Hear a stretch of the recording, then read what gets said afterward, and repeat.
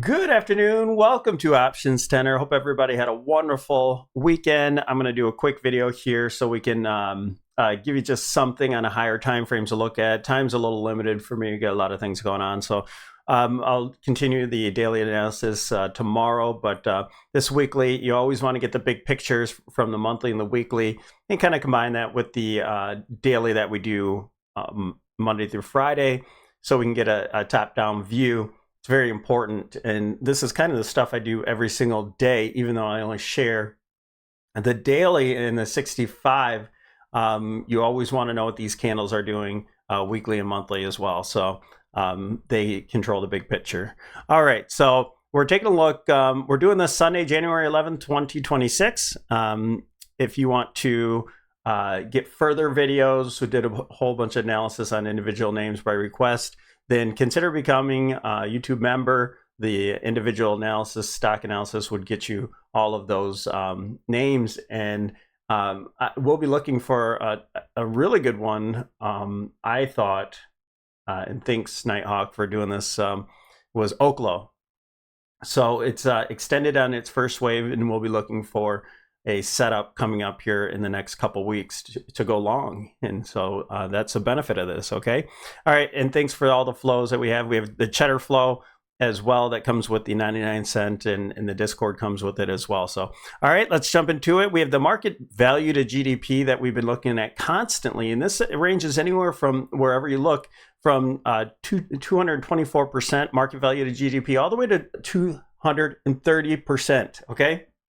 Now, I know things can extend forever, and you never know when the top's going to be, but you know, we're already extended over 2.25 standard deviation above, and if you look at any information out there, that's far beyond anything we've ever been extended according to the Buffett indicator. So, for us to imagine that we're going to get all the way up to 7,700, even 7,500 or 8,000 on the SPX, it's outrageous, and I don't think it really matches up with what we're looking at on the charts. So that's kind of the fundamental aspect of this, to where I think we're topping out. All right, so we also have a rate cut cycle that's already started and starting to mature, and that's another clue. And we're looking at an ending diagonal on the daily time frame. We've been looking at that each and every day, and then overall head and shoulder pattern in the big picture. Okay, and once again, the cheddar flow data is in the Discord. We've been using those for trade alerts and trade setups.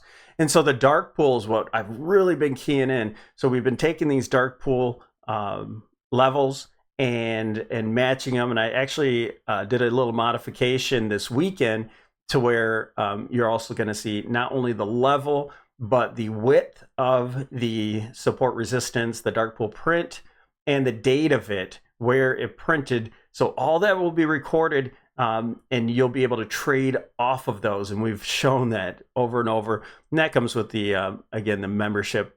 Sometimes I post it on Friday or Thursday. I posted it on the Discord, but that'll be for individual stock members.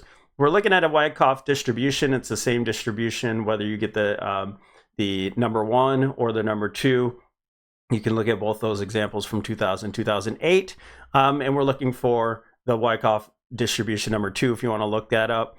And so for this week, the options expected move is plus or minus the 107, almost 108 points to the upside or downside. That's an unbiased expected move, so it could be to the upside or the downside. Now, when we get to that options expected move, I'll show you how unlikely it is for us to get to that upper edge. So to me, that says, okay, well, we're not going to hit either edge, but probability has it that we'll hit one of the edges.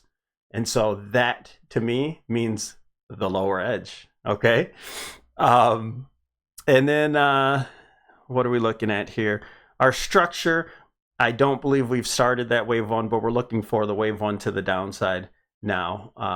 We're at a my target box that I mentioned on Friday's video, and we'll glance at that 1 second too. Okay, all right, let's close this up. We have the SPX on the monthly time frame, and we like to always remind people where we're coming from. And here's the 1929. We drew a parallel from 1930, I want to say to 32, all the way to 1942. You have those two bottoms there that we started this parallel off of, matched it with 1929. We were working off of a trend line that directly hit the 2000, but now since we exceeded that, and I kept that on the weekly time frame so we can, and it does matter, it does react off of there, but this one is clearly right at the top of where we are now, and very similar to all these other tops here. It takes about 1, 2, 3 months there, 1, 2, 3, 4 months for reversal here. We're on the 4th month. We're on the 4th month of our candles here for reversal. Now it doesn't have to do that. You had 2 months here. You have really just 1 month for that reversal. You have 2 months here. It doesn't have to, but we can see that it's happened before. So it takes time. You always have to allow that. And it's a major top, so I'm not surprised how long it's taken this one. I mean, that's a tough situation. But you're coming off a massive move, and I'm sure there's individual names that you could trade to the upside through this whole bout. Okay, all right, so looking at the indicators, we have the negative divergence, just constantly building up there, negative divergence on the MACD, and into the boundary here, and then we're rolling over on the slow stochastic. No sell signal though yet. And here's the DMARC. It was the new year here, so in the US, so you got that new candle here, and you're at the 12 count. Do we get another candle and give us a 13 exhaustion, 9-13 setup? That's possible. If we close out this month somewhere within this range, it doesn't have to be the exact top. As long as we don't cross under, I believe 4 candles before, 1, 2, 3, 4, then we can still get our 9 count to the downside exhaustion. I don't mean to the downside, excuse me. 9 count exhaustion sell signal for a setup to the downside. All right, let's move over to the weekly. All right, the weekly setup here. And just looking at the moving averages, we know that they're straight up there. We'll look at the candle, another green candle here. So will we get a reversal type candle coming up? That's what we'll be looking for. Now, obviously, if you're bullish, you're looking at this being an ascending triangle and this breaking out already and moving to the upside. And so that's the risk for our downside scenario. Okay, and I'll show you in the daily time frame exactly what bulls and bears are both looking for. Now, here's your DMARC. 1 count, no setup there. We had the 13 count exhaustion, went a little bit higher. And if you follow this channel, you know that constantly, either you hit that 9 count or 13 and it reverses, or it goes up a little bit further and the setup's still there and it reverses. Here's a good example of where on the bottom you caught this 8 count, but the 9 count was still below the last 4 candles, and so that was your setup here, and that was your 9 count exhaustion. And then you had went a little bit lower there, but made a higher low and just off to the races. So with our setup here, again, all these negative divergences just building up. We got another one this week, and we're looking for this to cross over. It's just kind of hanging out so far. We have a red histogram, so we're in a bearish condition, which we've been for weeks now, and we're just waiting for that slow stochastic to match up as a tailwind. Right now it's a headwind. We want that sell signal to cross below that 80 with this MACD crossover here, and then we'll start to see our sell-off accelerate.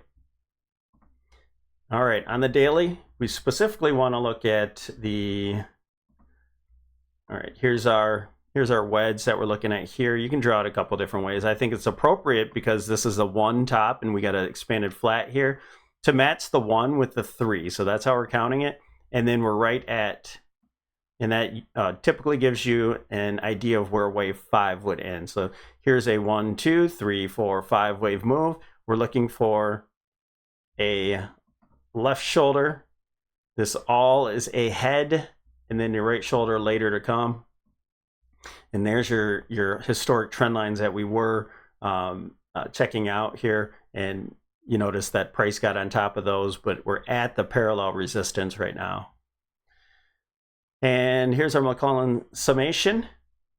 And so we've been talking about breadth of the market. We're getting these lower highs, okay, while the market's making higher highs. And this is a clear signal to us that we're looking for this to roll over. We're in this neutral territory, this gray area. We're just above the bull bear pivot. So if we start to, see things ignite, meaning just now breaking out with the big tech market should really start to ramp, and small caps and mid caps help lead the way. And then you can see this breadth indicator go much higher at that. And it's got a lot of room to be extremely bearish and bullish. We're kind of in that neutral zone right now. All right, so if you're a bull, here's what we'll look at. Here's SPY, and then we'll end this at the VIX. I'm not going to go much further with this. So here's our scenarios where this is an expanding ending diagonal. All right, we've been monitoring this for I want to say years, but however long, it's been a long time.